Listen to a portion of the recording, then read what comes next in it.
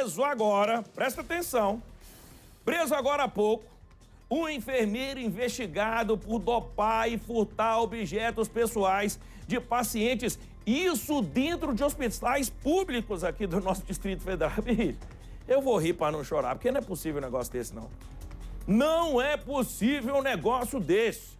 Um caso que a Record divulgou com exclusividade na época, a lista aí de objetos furtados, cara. Tem várias alianças que saíram aí das mãos dos casais, né? Segundo as investigações, foram parar nas mãos do enfermeiro aí.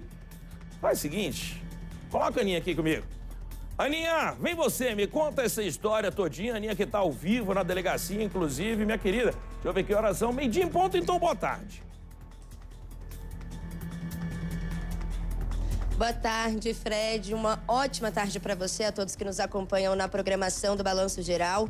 A nossa equipe estava aqui na 15ª Delegacia de Polícia, inclusive fazendo outra operação, quando a polícia chegou com esse enfermeiro de 44 anos de idade. Lembrando que essa investigação, ela começou há pelo menos 3 meses. A primeira denúncia foi lá em janeiro. Aí lá pro mês de junho, julho, a Record deu a denúncia com exclusividade aí na nossa programação. E logo depois disso, outras denúncias começaram a chegar até a 15ª Delegacia de Polícia aqui em Ceilândia. Lembrando que esse enfermeiro de 44 anos trabalhava em uma unidade básica de saúde em Taguatinga, mas que essas denúncias, elas falam a respeito de fatos que teriam ocorrido dentro do Hospital Regional de Taguatinga e também dentro do Hospital Regional de Ceilândia. A gente vai falar com o delegado responsável por esse caso, porque o doutor Ataliba já está aqui com a gente.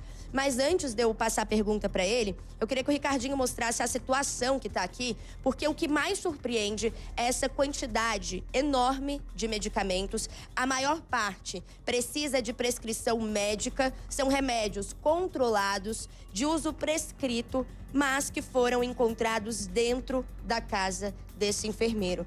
Doutor, vamos falar então a respeito dessa prisão e a maior dúvida de todas. O que esse tanto de remédio estava fazendo na casa desse homem? Boa tarde. Boa tarde, Ana. Boa tarde, Fred, todos os amigos do Balanço.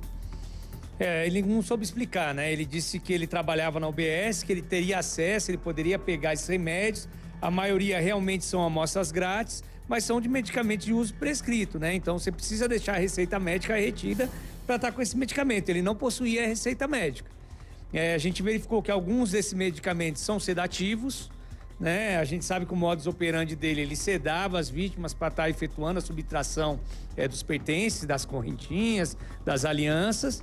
Então, um dos objetos da busca que a gente cumpriu hoje na casa dele era procurar medicamentos sedativos. Encontramos alguns aí medicamentos sedativos, mas inúmeros outros aí que não são medicamentos dessa natureza.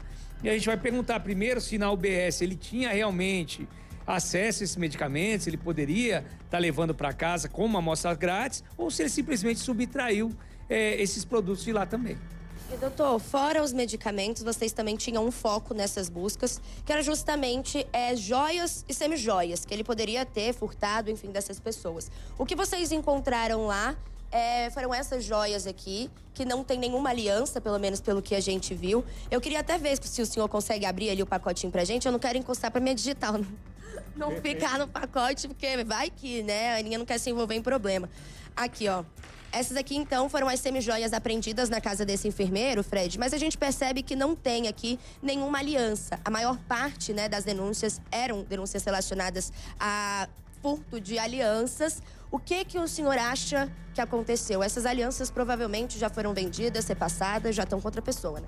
Isso, normalmente, como é de fácil comercialização, né, provavelmente quando ele já efetuava os roubos, ele já tinha para quem vender, um receptador, um ourives aí, que ele poderia estar repassando essas joias, essas alianças, essas correntinhas, né? Mas com a divulgação dos casos, se ele não tivesse feito isso, provavelmente ele se desfez desses bens, porque ele sabia que cedo ou tarde a polícia ia bater na casa dele. Tanto é que hoje ele não se mostrou nem um pouco surpreso quando nós informamos que tinha um mandado de busca para lá e depois do cumprimento dessa busca, quando nós informamos que ele estava com mandado de prisão decretado. A esposa dele já se mostrou muito surpresa, inclusive até indignada com esse mandado de prisão, acreditando na inocência. Mas a gente já percebeu ali que ele já sabia, era uma coisa que ele já estava esperando, já estava resignado. Tem toda uma novidade nessa história que é a seguinte, doutor. Você estava contando aqui pra gente agora que vocês foram dar uma olhadinha na carteira desse homem e encontraram um cheque assinado lá dentro, né? Só tinha assinatura, o cheque estava em branco. De quem é esse cheque? Na verdade, foi lá na residência, logo pegamos a carteira dele para separar o documento, né? Para cumprir o mandado de prisão. E tinha um cheque, na verdade, não tinha nem assinatura. Um cheque todo em branco, uma cártula toda em branco em nome de uma mulher. Perguntamos ali de quem era o cheque, né? Se era da esposa, perguntamos o nome da esposa. Ele não é de uma amiga. Por cautela nós trouxemos, aqui na delegacia pesquisamos, conseguimos o contato dessa pessoa e ela disse simplesmente que não sabe como esse cheque foi para lá, foi ver o seu talão de cheque. Realmente, pela numeração, era um cheque que tinha sido, uma cártula que tinha sido arrancada ali, subtraída e por coincidência, ou não, ela é paciente dele ali do postinho. Ela fala, não, ele que me atende ali no postinho. Né? Então já é outro indício aí pelas práticas criminosas, porque informalmente, quando do cumprimento ali das cautelares, ele negou qualquer subtração, disse que estava sendo feita uma injustiça contra ele, que ele era inocente. Que na delegacia ele vai ser interrogado agora no período da tarde, né?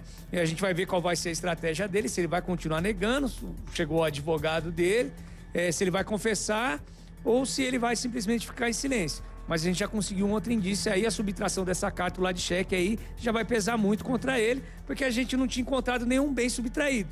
Mas essa cártula de chefe aí já prova que ele é autor de subtração.